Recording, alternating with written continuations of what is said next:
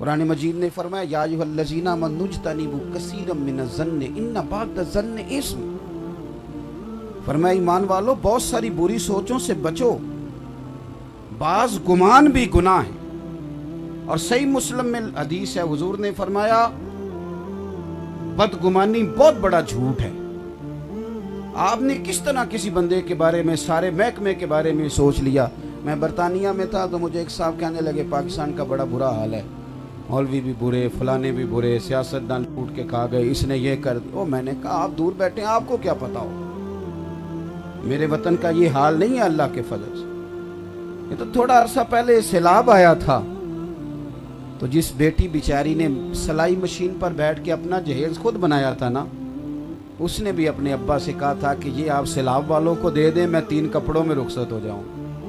میری ملت کا وہ جوان جو آپ کا بڑا شرارتی نظر آتا ہے اور بظاہر بڑا برا نظر آتا ہے، یہاں آج ایک بزرگ کو خون کی 1 بوتل کی ضرورت ہوتی ہے تو 14 نوجوان لائن میں کھڑے ہوتے ہیں۔ کس نے آپ کو کہہ دیا کہ یہ دھرتی بری ہے؟ کس نے کہہ دیا؟ سیاستدانوں نے کچھ کیا ہے تو کچھ نہ کچھ نظام چل رہا ہے نا۔ علماء کچھ پڑھاتے ہیں تو ہر مسجد میں جمعہ ہو رہا ہے نا، ہر جگہ نماز ہو رہی ہے، تراویحوں میں حافظ زیادہ ہوتے ہیں، مسجدیں تھوڑی ہوتی ہیں۔ علماء کچھ نہیں کر رہے، مشائخ کچھ نہیں کر رہے، کس طرح پیر سارے غلط ہو سکتے ہیں؟ یہ ممکن ہی نہیں ہے۔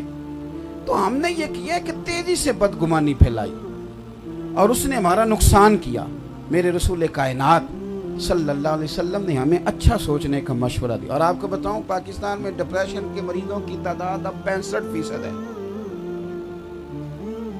یہ کووڈ 19 کے بعد 65% ہو گئے ڈپریشن کے مریض۔ اور آپ ٹینشن کے، نفسیات کے کسی ڈاکٹر کے پاس جائیں، سب سے پہلا مشورہ دیتا ہے اچھا سوچا کرو۔ اور اچھا سوچیں کیسے؟ ہمارا تو ذہن بن گیا ہے کہ صرف میں ٹھیک ہوں، حالانکہ یہ ہو سکتا، یہ ممکن نہیں۔ حضرت شیخ بشر حافی رحمۃ اللہ علیہ نا بغداد میں ننگے پاؤں چلتے تھے، تو بغداد کا ایک تاجر کہتا ہے کہ سارا شہر عزت کرتا تھا، حالانکہ جانور بھی گوبر نہیں کرتے تھے، وہ ننگے پیر چلتے تھے، لیکن مجھے نہیں بابا اچھا لگتا تھا۔ بھی آپ کو کیوں نہیں اچھا لگتا؟ کہنے لگے وہ جمعے والے دن صرف فرض پڑھتے تھے اور باقی نماز کے لیے چلے جاتے تھے۔ مسجد میں کون سی نماز ضروری ہے؟ باقی جو جہاں مرضی پڑھے۔ تو مجھے لوگوں نے سمجھایا کہ یار جب وہ جماعت سے نماز پڑھتے ہیں تو تمہیں کیا مسئلہ؟ ایک دن میں نے کہا چلو میں دیکھ ہی لوں بابا جاتا کہاں ہے۔ فرماتے ہیں وہ تاجر کہتا ہے کہ میں نے جمعہ حضرت کے ساتھ پڑھا اور جب وہ فٹافٹ فرضوں کے بعد نکلے تو میں پیچھے ہو لیا۔ ایک دکان سے انہوں نے نان خریدے تو میں نے کہا مولانا کو بھوک نے ستایا تھا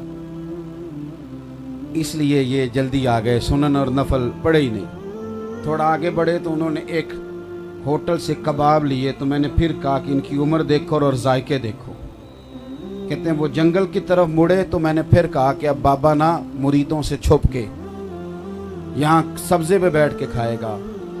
لیکن تھوڑا سا وہ آگے بڑھے تو ایک مکان آیا، اس کی کنڈی انہوں نے خود اپنے ہاتھ سے کھولی اور سامنے جو میری نظر پڑی تو ایک فالج کے مریض بابا جی لیٹے تھے، ان کے منہ سے رطوبتیں نکل رہی تھی۔ شیخ بشر حافی نے جلدی سے وہ کھانا رکھا اور پھر دوڑ کے پیالے سے پانی، مٹکے سے پانی پیالے میں ڈالا اور پھر اپنی پگڑی کا پلو کھول کے بھگو کے پہلے بابے کا منہ دھویا اور پھر پہلا لقمہ ان کے منہ میں ڈال کے کہنے لگے معاف کرنا، جمعہ تھا، آنے میں دیر ہو گئی، ابھی تو میں نے سنتیں اور نفل بھی پڑھنے ہیں۔ وہ تاجر کہتا ہے باہر کھڑا تھا، میری تو چیخ ہی نکل گئی، یہ کیا معاملہ ہوا؟ اب وہ مریض بولے بابا جی، کہنے لگے بشر بس کر یار، 14 سال ہو گئے تو روز میری روٹی لے کے آتا ہے، اب تو میرے اپنے بھی مجھے چھوڑ گئے، تو کب تک آتا رہے گا؟ تو حضرت بشر حافی فرمانے لگے یہ سارے اللہ کے بندے جو میری عزت کرتے ہیں تو یہ میری کوئی عبادتوں ریاضتوں سے نہیں کرتے، میں تیری خدمت کرتا ہوں تو رب نے لوگوں کے دلوں میں میری محبت پیدا کر دی۔ وہ بھائی کچھ تو مجبوریاں رہی ہوں گی، یوں ہی کوئی بے وفا نہیں ہوتا۔ وہ تاجر کہتا ہے جب حضرت باہر آئے تو میں گلے لگ کے رویا، میں نے کہا حضور جس بات کو میں آپ کا نقص سمجھتا تھا وہ تو آپ کی سب سے بڑی خوبی نکل آئی، مہربانی فرمائیں، اچھا سوچے، بھلا سوچے، خیر کا سوچے۔ کسی بھی بندے کی ضرورت تھی تو میرے اللہ نے اسے پیدا فرمایا، مالک نے کوئی چیز بھی عبث پیدا تو ہمیں کیوں لوگ فضول نظر آتے ہیں؟ ہمیں کیوں لوگوں میں اتنے عیب دکھائی دیتے ہیں؟ اس لیے اپنی سوچوں کو وضو سے رکھیں، ارادوں کو وضو سے رکھیں، نیتوں کو باوقار رکھیں، پھر دیکھیں بڑے بڑے لوگ نظر آئیں گے۔ اللہ کریم ہم سب کو توفیق عمل نصیب فرمائے۔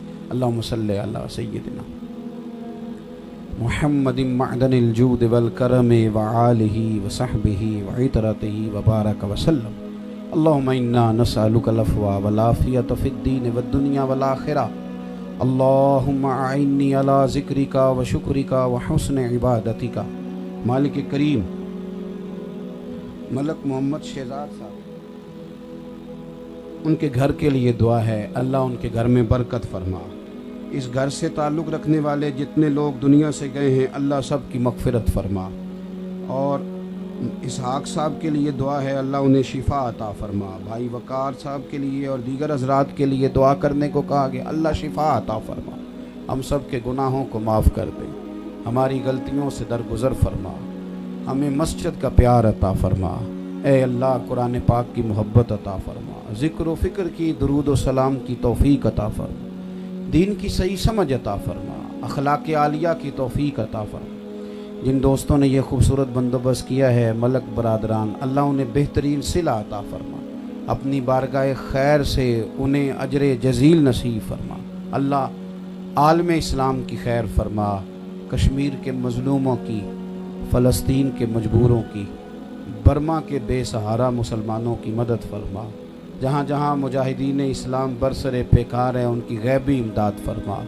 پاکستان کو اسلام کا مضبوط قلعہ بنا دے، یہاں اخوت کو، بھائی چارے کو فروغ دے دے۔ اے اللہ ہمارے دلوں کو نرم کر دے، سوچوں کو صاف کر دے، ہمارا خاتمہ ایمان پہ فرما دے۔ اللہم انا نسألک العفو والعافیۃ فی الدین والدنیا والآخرہ، وصلی اللہ تعالی علی حبیبہ سیدنا محمد، اجر جزیل نصیب فرما۔ اللہ عالم اسلام کی خیر فرما، کشمیر کے مظلوموں کی، فلسطین کے مجبوروں کی، برما کے بے سہارا مسلمانوں کی مدد فرما۔ جہاں جہاں مجاہدین اسلام برسر پیکار ہیں ان کی غیبی امداد فرما۔ پاکستان کو اسلام کا مضبوط قلعہ بنا دے، یہاں اخوت کو، بھائی چارے کو فروغ دے دے۔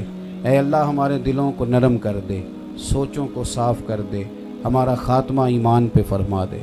اللہم انا نسألک العفو والعافیۃ فی الدین والدنیا والآخرہ، وصلی اللہ تعالی علی حبیبہ سیدنا محمد۔